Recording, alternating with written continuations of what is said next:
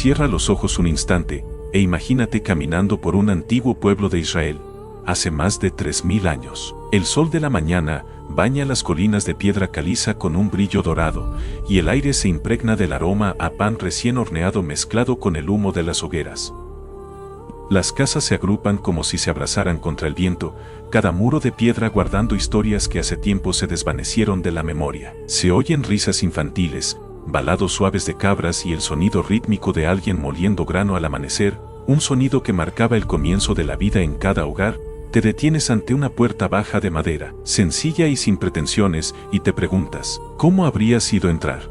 ¿Qué habría visto un visitante hace 3000 años en una casa que existió en el corazón mismo de la vida bíblica?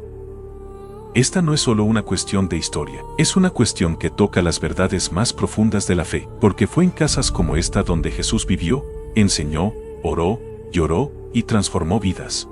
Durante siglos, la imaginación popular ha llenado la Biblia de imágenes tomadas de tierras lejanas y épocas posteriores. Pero la arqueología cuenta una historia mucho más rica y precisa. Las excavaciones en Galilea, Judea, el Negev y alrededor del mar de Galilea han desenterrado viviendas que datan de la Edad del Hierro, alrededor del 1200 a.C., hasta el período del Segundo Templo, abarcando los años inmediatamente anteriores y posteriores al nacimiento de Cristo. Cada muro de piedra que aún se mantiene en pie, cada suelo de tierra apisonada, cada vasija de barro dejada exactamente donde se usó por última vez, habla con más claridad que cualquier texto escrito. Estos descubrimientos transforman nuestra lectura de las Escrituras. La típica casa judía de la época bíblica no era ni un palacio de mármol ni una tosca choza en el desierto.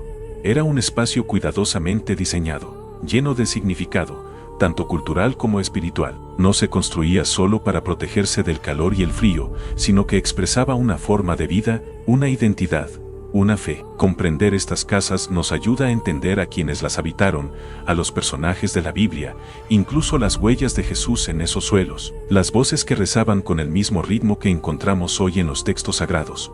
El tipo de vivienda más común en Israel durante la Edad del Hierro se denomina casa de 4 habitaciones. Esto no significa que tuviera literalmente 4 habitaciones, sino una disposición específica, un espacio central rectangular flanqueado por áreas laterales separadas por pilares de piedra. El diseño no era arbitrario, reflejaba una cosmovisión que integraba animales, preparación de alimentos, reuniones familiares y dormitorios bajo un mismo techo. Se trataba de una cultura profundamente ligada a la agricultura, muy consciente de la fragilidad de la vida y profundamente dependiente de la providencia divina. Al entrar por la puerta principal, generalmente orientada al este para captar la luz de la mañana, el primer espacio que se encuentra es el patio de entrada, a menudo semiabierto. Allí se quitaban las sandalias, se realizaban los lavados rituales y animales como cabras, ovejas y burros pasaban la noche.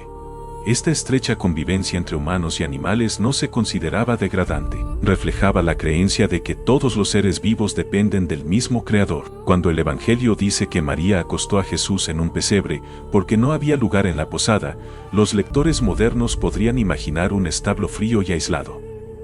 Pero la arqueología cuenta una historia diferente. El pesebre estaba dentro de la casa, entre la familia y los animales, en el centro de la vida cotidiana. Un espacio cálido, vivo y sagrado. El salón central, flanqueado por pilares de piedra, funcionaba como el corazón del hogar. Allí se molía el grano sobre piedras de basalto, se prensaban las aceitunas para obtener aceite, se preparaba la masa para hornear. Todo formaba parte de un ritmo diario que Jesús habría presenciado. En los espacios laterales se guardaban herramientas, tinajas y granos, o bien los ancianos descansaban.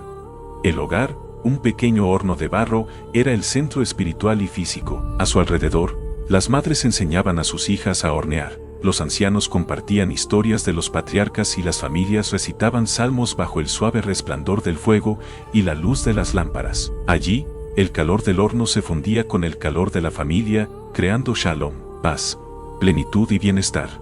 El agua, un bien preciado en el antiguo cercano oriente, se almacenaba cuidadosamente en cisternas, mientras que las piscinas de purificación ritual, o mikvaot, evidenciaban la devoción a la santidad, incluso en el hogar.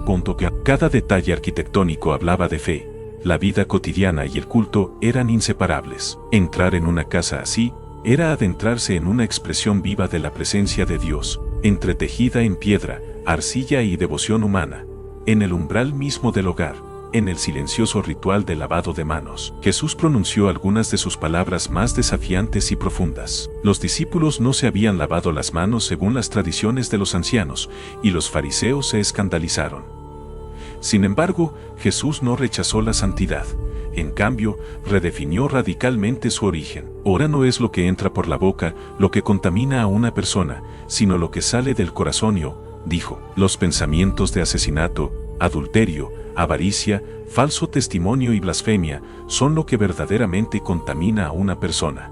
Comer con las manos, sin lavar, no. En una cultura donde el lavado de manos, antes de las comidas, marcaba la identidad religiosa diaria, practicado en mikvaot domésticos o simples tinajas de agua junto a la puerta. Esta enseñanza sacudió los cimientos de la comprensión. No iba en contra de la purificación en sí misma, iba en contra de la ilusión de que los rituales externos por sí solos podían reemplazar la transformación interior. Subiendo las escaleras de madera o piedra en la parte trasera o lateral de la casa, el visitante llegaba al piso superior, la habitación elevada llamada aliyah en hebreo, o en algunos textos griegos del Nuevo Testamento, huperón, la habitación alta, mientras que la planta baja bullía de actividad, animales, tareas cotidianas, ruido. La habitación superior era tranquila e íntima, un espacio para invitados importantes, reuniones de ancianos, comidas privadas o descanso nocturno. Simbólicamente, la vida se elevaba literalmente por encima del ajetreo diario, y fue aquí, en una habitación así, donde Jesús celebró la última cena, estableciendo una nueva alianza en su cuerpo y sangre, lavando los pies de sus discípulos en la inversión más radical de la jerarquía humana que la historia haya presenciado jamás. Preparad para nosotros el gran aposento alto, instruyó, una orden llena de significado para los oyentes judíos del siglo I que comprendían la sacralidad de ese espacio. Las paredes de una casa judía típica se construían con piedra local, unida con arcilla y a menudo recubiertas con yeso de cal blanqueado. Este yeso reflejaba la luz en las habitaciones que recibían poca luz solar, creando interiores sorprendentemente luminosos. Pero también tenía un significado ritual. Las tumbas y los osarios se blanqueaban para que los transeúntes los vieran y evitaran la impureza ritual. Cuando Jesús les dijo a los escribas y fariseos, y ve, ay de ustedes, escribas y fariseos, hipócritas, son como sepulcros blanqueados, hermosos por fuera, pero llenos de huesos muertos y suciedad por dentro. La metáfora fue inmediata y vívida.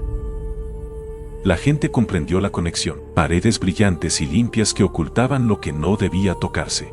La iluminación era fundamental en todos los hogares. Lámparas de aceite, sencillas vasijas de cerámica con un pequeño pico para una mecha de lino, quemaban aceite de oliva e iluminaban la oscuridad tras la puesta del sol. Los arqueólogos han descubierto millones de estas lámparas en todo Israel, lo que demuestra lo esencial que era la luz artificial en los hogares que se oscurecían por completo al anochecer. La lámpara doméstica, cuidada con esmero por la mujer de la casa, podía iluminar toda una habitación si se colocaba correctamente. Perder esa luz significaba tropezar en la oscuridad, extraviar objetos y perder el ritmo de la vida cotidiana. Las enseñanzas de Jesús a menudo se basaban directamente en esta realidad cotidiana.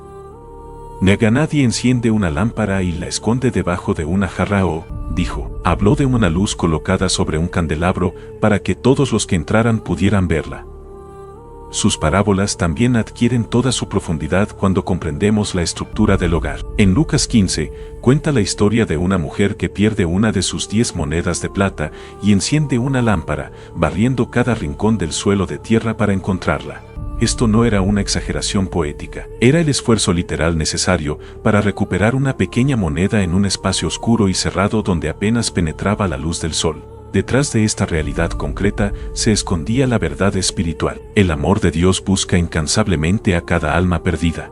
Como la mujer que barre y enciende la lámpara, el cuidado de Dios no cesa, no descansa, hasta que se encuentra lo que le pertenece. Cada habitación en la planta superior, cada lámpara, cada pared encalada, cada rincón oculto de estas casas apunta a una lección espiritual más profunda. La vida y la fe eran inseparables en la arquitectura, en los ritmos cotidianos y en la esmerada atención a la luz, la pureza y el espacio. Incluso los tejados planos, comunes en esta época, eran más que prácticos. Tenían un significado simbólico y comunitario, proporcionando espacios para secar las cosechas, observar el cielo o simplemente contemplar la vida desde lo alto. Comprender los detalles íntimos de estos hogares, la forma en que Jesús enseñaba en ellos, el ritmo de la vida cotidiana, ofrece a los lectores modernos una imagen vívida de un Dios presente en espacios humanos y ordinarios. Cada pequeño gesto, cada piso cuidadosamente barrido, cada lámpara colocada en un rincón, reflejaba la atención y el amor divinos por la creación. Nos recuerda que la santidad no solo se encuentra en grandes templos, sino también en los hogares comunes y corrientes de la gente común. Los tejados planos de las antiguas casas israelíes eran más que una simple elección arquitectónica. Eran espacios de vida, trabajo y devoción. Las familias secaban higos, uvas y granadas bajo el sol de verano. En las calurosas noches de agosto, dormían bajo un cielo estrellado más numeroso del que las ciudades modernas pueden imaginar. Estos tejados se convertían en lugares de oración al amanecer y al atardecer, espacios donde los vecinos se comunicaban de un tejado a otro con una cercanía que disolvía las fronteras entre las casas. Incluso la ley mosaica reconocía la importancia de estas terrazas. Y de a cuando construyas una casa nueva, pon un parapeto en el tejado, para que no acudas de culpa de sangre sobre tu casa si alguien cae allí. Cada detalle de la vida cotidiana le importaba a Dios, revelando un carácter atento a la seguridad y la santidad de los espacios comunes. La construcción de estos techos era práctica pero vulnerable. Vigas de madera de olivo o sicomoro sostenían capas de ramas, arcilla y tierra, compactadas con el tiempo. Aunque fuertes, los techos nunca fueron impenetrables. Las plantas echaban raíces, el movimiento debilitaba algunas secciones y se formaban pequeñas grietas. Esta vulnerabilidad, tan común, hizo posible uno de los milagros más extraordinarios de Jesús, la curación de un paralítico. Sus amigos lo bajaron a través del techo. No desmantelaron una fortaleza, simplemente retiraron la arcilla compactada y las ramas. La fe sencilla se unió a la arquitectura sencilla y el poder de Dios se manifestó a través de ambas. El hogar era un universo teológico. El Shema, Igabo escucha, Israel, Jehová nuestro Dios, Jehová uno es ello, se recitaba cada mañana y cada tarde.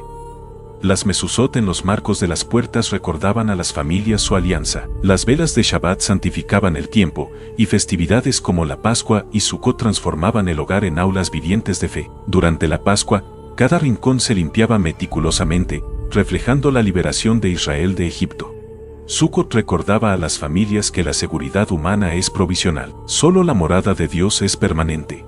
Los objetos del hogar tenían un significado sagrado. Jarrones de piedra, vasijas de cerámica, lámparas de aceite, elaboradas localmente, encarnaban la creatividad y la destreza de manos humanas moldeadas por el designio divino.